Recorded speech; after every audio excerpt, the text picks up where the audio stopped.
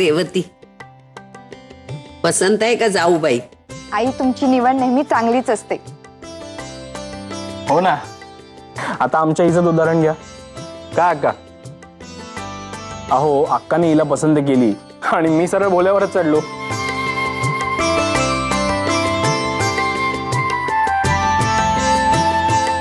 हा पण एक चांगलं आहे की रेशम आणि शेखरला निदान भेटायला तरी मिळतंय. हो.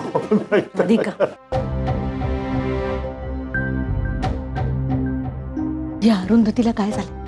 हा? अजून आले नाही. रेशमला एकटीलाच पाठवून दिलं तिने. शोभत काय? नाही, बहुतेक अरु निधीचा हिशोब क्लिअर करत असेल. रे देवा, त्या मुलीला अक्कल नाही का ग? कुठल्या वेळेस काय करावं हे कळत नाही. ती निधी काय पळून जाणार आहे का आपण तिचे पैसे बुडवणार आहोत? मूर्ख मुलगी. मी बघून येते ती. राधिका, तुला अक्कल आहे ना? तिला यायचं तेव्हा येऊ दे. तू जरा रेशमला सांभाळ.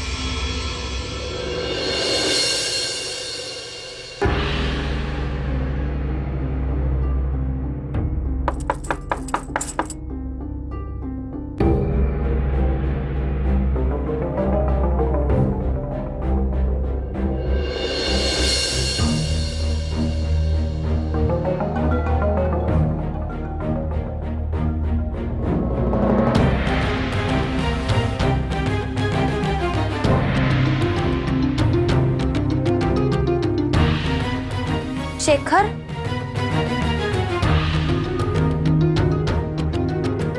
शेखर,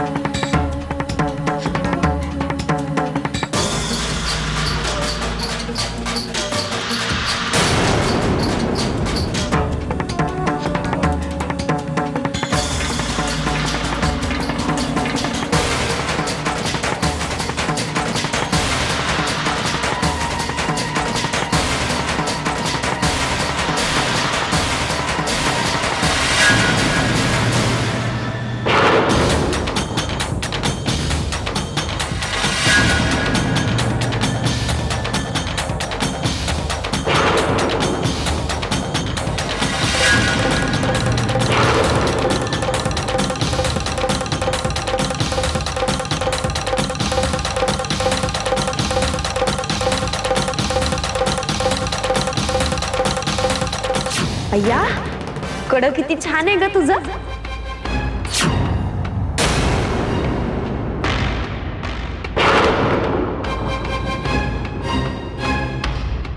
निधी म्हणजे मगाशी शेखर बरोबर जी मुलगी होती, जिला मी रेशम समजत होते, ती निधी होती.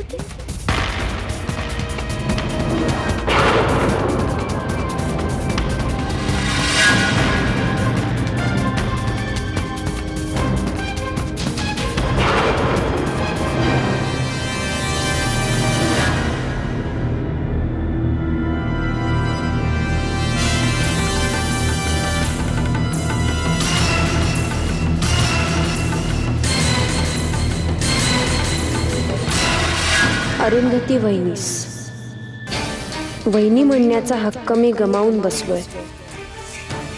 पण मला नक्की खात्री आहे की ही चिठ्ठी पहिल्यांदा तुम्हालाच मिळणार, आणि म्हणून हे पत्र मी तुमच्यासाठी लिहिलंय.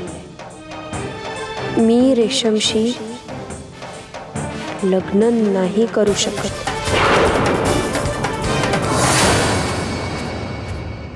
अगदी पहिल्या भेटीपासून मी तुम्हाला हे सांगण्याचा प्रयत्न करत होतो. तुम्हाला सगळ्या प्रकारे सांगण्याचा प्रयत्न केला. वेगवेगळे हिंट्स दिले की मला खरंच रेशमशी लग्न करायचं नाहीये, पण रेशमचं लग्न होतंय ह्याच गडबडीत तुम्ही सगळे होता. या घरात मला कोणी मदत करू शकेल तर त्या फक्त तुम्हीच होतात अरुंधती वहिनी. पण तुम्हालाही ते समजलं नाही आणि म्हणूनच मला स्वतःच्या रूमची काच फोडण्याचं नाटक करावं लागलं आणि तो बॉल तुमच्यापर्यंत पोचवावा लागला.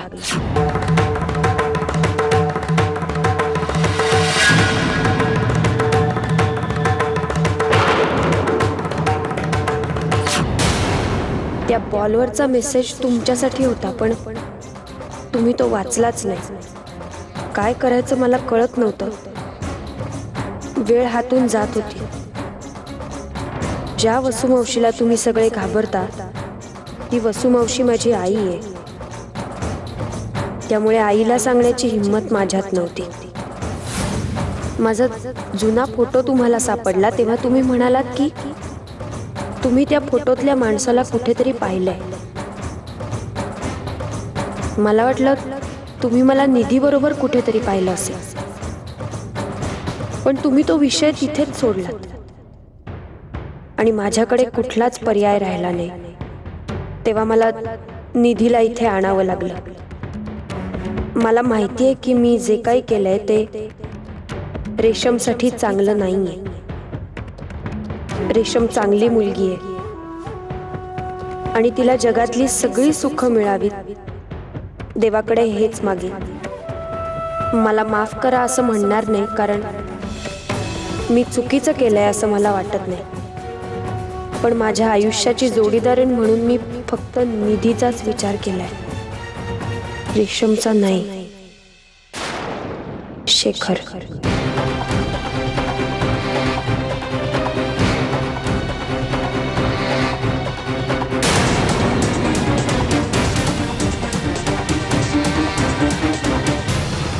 हो काका, खरंच वसू मावशी उत्तम गाते. तर सांगतोस काय? विचारा तिला. वसू गाते? माझा विश्वास बसत नाही. हे वसू तू खरंच गातेस? मला कधी गायला दिलं? सबन दिवस यांची कॅसेट चालू असते. आणि शेखर आहे ना, शेखर हे मस्त शायर आहे. त्या दिवशी त्यांनी आम्हाला शायरी ऐकवली. हो, आणि आता तर काय गझलच घरात येते म्हटल्यावर त्याचं काही खरं नाही. अरे पण आहेत कुठे आपले शायर साहेब?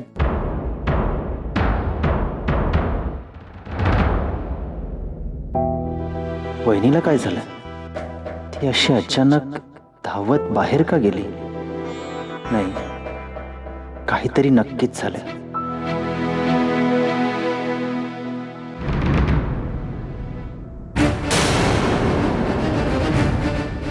शेखर! वहिनी, काय झालं? शेखरला का आवाज देत? आणि शेखर तर आत आहे ना? हो नाही अमर भाऊजी, ते शेखर पळून गेलेत आता निधी बरोबर. आणि काय बडबडतेस तू? शेखर पळून गेला आणि ही निधी कोण? हे बघ,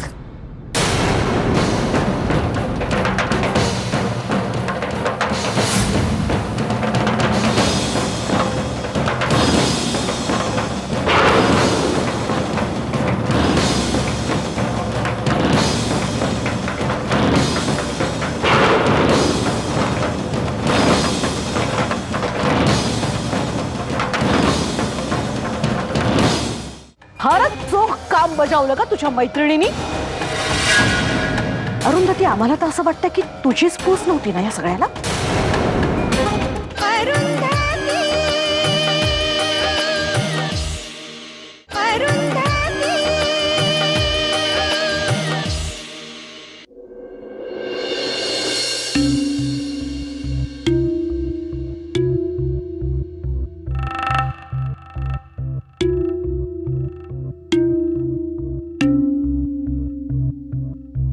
निधी, हे बघ, आता कुठलंही भ्यायचं कारण नाहीये. आपण खूप पुढे आलोय आणि आपल्या मागेही आता कोणी नाही. So just relax.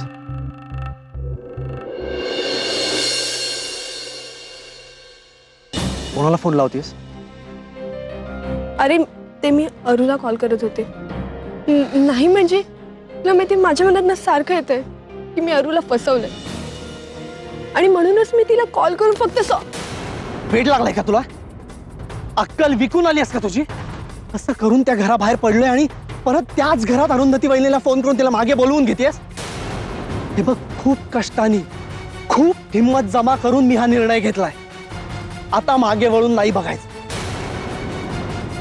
हे बघ अक्का, माहित नाहीये तुला, तर जरा जरी कळलं ना आपण कुठे आहोत तर ओढत फरफटत घेऊन जाईल आपल्याला तिथे. तेव्हा हे फोन करण्याचे वेडेचाळे बंद करा.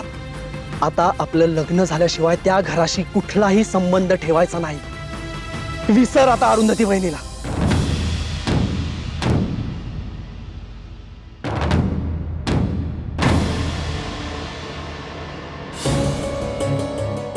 हे बघ निधी, निधी, आय एम सॉरी. मला तुझ्यावर ओरडायचं नव्हतं. तेव्हा आता मागे वळून नाही बघता येणार आपल्याला. नाही बघायचं मागे वळून.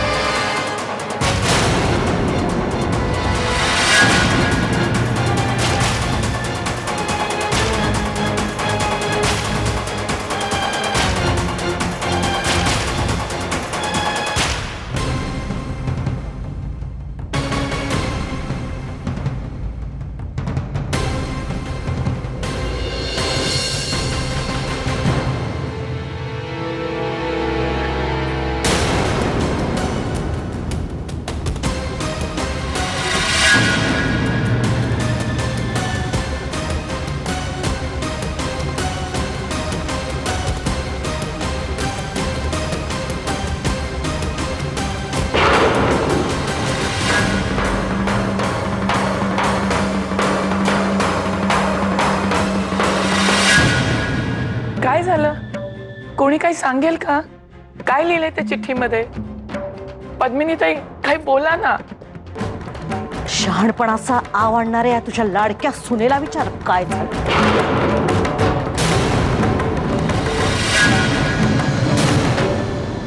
ती सांगेल या पत्रामध्ये काय लिहिलंय ते.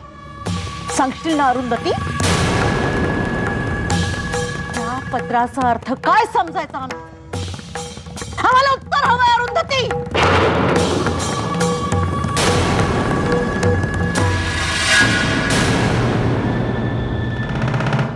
एक मिनिट मामा, काय झालंय मामा? अमर, अमर काय झालंय? अमर सांगशील का? नाही, कुणी काहीही बोलणार नाही.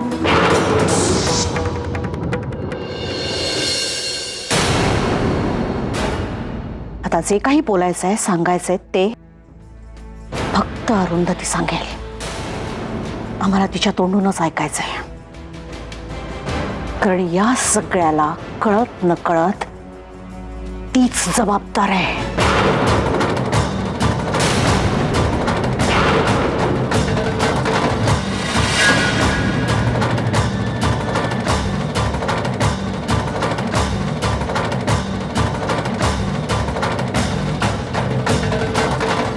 काय म्हणाली होतीस? निधी माझी मैत्रीण आहे, चोख काम करते. गळ्यात गळे घालून फिरलीस ना आणि मग वा, छान. फारच चोख काम बजावलं का तुझ्या मैत्रिणीनी?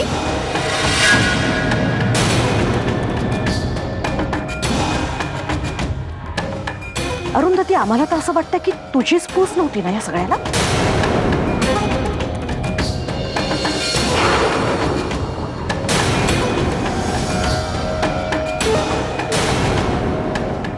शेखरनी पत्रात काय लिहिले वाचलंस ना अरुंधती? शेखरनी वेळोवेळी तुला सांगायचा प्रयत्न केला होता की त्याला हे लग्न करायचं नाहीये. केला होता ना, पण तू तिकडे लक्ष दिलं नाही. किंवा तू ऐकलं असशील नाही, पण तू मुद्दामून तिकडे कानाडोळा केलास.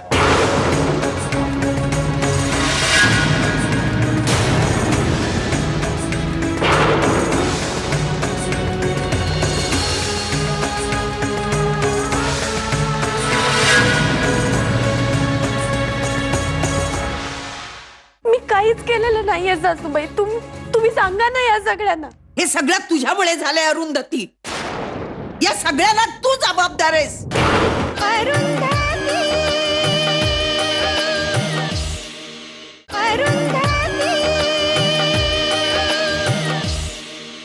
आम्हाला एक गोष्ट कळतच नाही अरुंधती, तू हे सगळं आम्हाला का सांगितलं नाही? काही सांगायचंच नव्हतं तुला, कारण तुला तुझी मैत्रीण जास्त महत्वाची वाटली असणार आमच्या रेशमपेक्षा.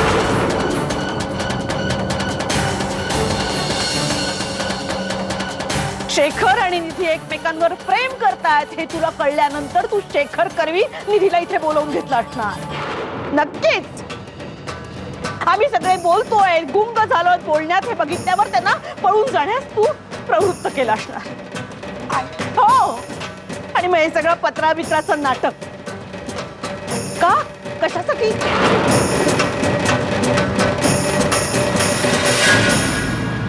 आणि शेखरनी हिलाच का सांगावं? हा, कारण हिने सहानुभूती दाखवली असणार त्याला. वरती तू त्याला हे म्हणाली असणार की मी करते ना सगळं, मी बघून घेते सगळं, आणि मग शेखरचं मन वळलं असणार.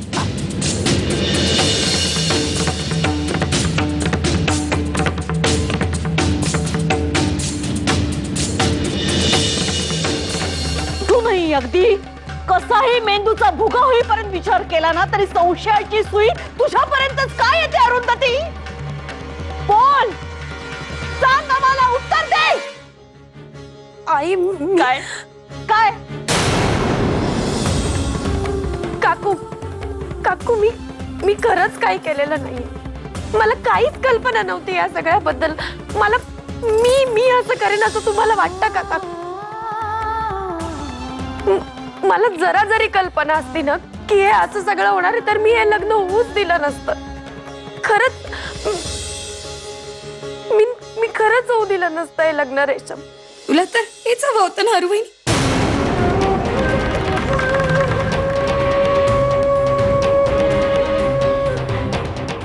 मी आतापर्यंत दुर्लक्ष करत आले. मला असं वाटतंय तू हे सगळं मुद्दामून केलंस.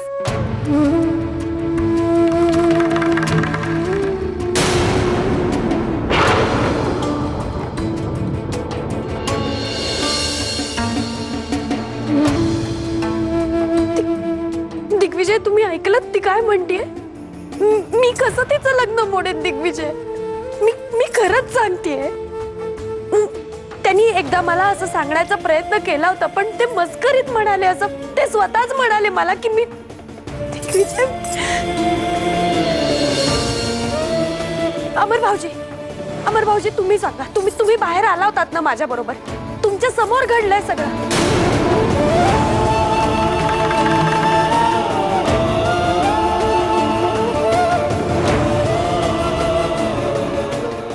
हे सगळे मला जबाबदार धरतायत या सगळ्यात. तुम्ही सांगा ना या सगळ्यांना असं काय करते?